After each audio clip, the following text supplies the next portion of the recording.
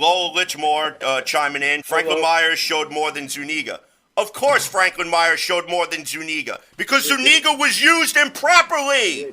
Zuniga played like 11 snaps all year. So different positions. Come on now, Lowell. Give me a break now. You're going to put a comment in the chat. At least put something worthwhile, man.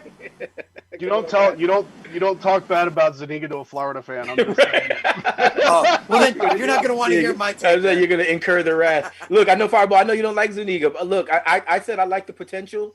But unlike the last Florida guy that we're gonna have. So I mean, these guys. Look, he hasn't showed anything, but we're not saying that he doesn't have potential. We'll see how it shakes out, especially with the change on the defense. But as of right now, and even a lot of this can be said about even Joe Douglas to an extent. We are not really sure what the finished product is going to look like. One of the things about Zuniga that I'll defend Zuniga on this point. He's definitely not Jachai Polite. Wow. No, he's not. Dude, he is the anti-Jachai Polite. And you know what? Polite. I've talked to you guys about this not only on the air, but also, also off the air too. We talked about this. Nobody knew what a head case Jachai Polite was until the combine, the interviews, and then he was drafted. Because a lot of stuff out of Florida, thanks to the powers that be down there, were all just. They all kept everything in house, and you know what? Sometimes that's a good thing, but other times that's a bad thing.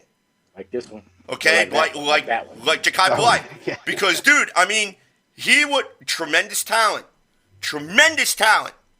If the kid would have shut his mouth and just minded his own business and did what he was told and worked hard, he'd still be a player in the NFL.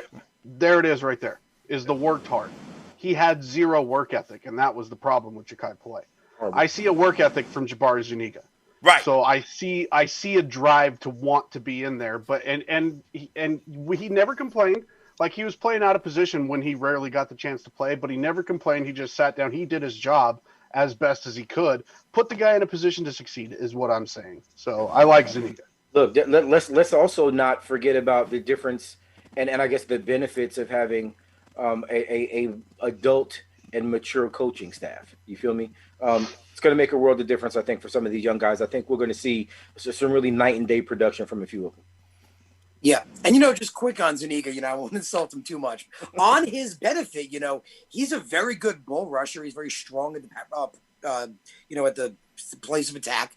And I felt, when he was taken, if anything, it's not an insult to him. It's actually a positive thing. As I'd mentioned to you guys, in the past, I'm a big talent guy. I do a lot of talent evaluation on my own. So many years, for so long, with so many GMs, they just, take a guy that I don't want or isn't on anybody's board, scratching my head. Joe had all hits, all guys that I wanted across the board, except two. That's it, just two. One of them was Zuniga. And again, just the way I felt with Zuniga was, it's not that I didn't like him. I just felt he didn't merit a third-round pick. That's all I felt, because the production wasn't there in college. He's got unbelievable athletic ability, unbelievable talent, heck of a bull runner for his size. In fact, I think switching to the 4-3 could benefit him in that aspect, and he might maybe break out. I hope he does. I hope I'm wrong. But just from what I saw in college, I felt like he was drafted on potential alone. So I just felt like third was high. If he would have got him like in the fifth. And I felt the same thing with a guy like LaMichael Perrine. Because Perrine, he's not a huge guy. He's not a big guy. He's not a power back. So you figure, okay, maybe he'll be fast, but he's not.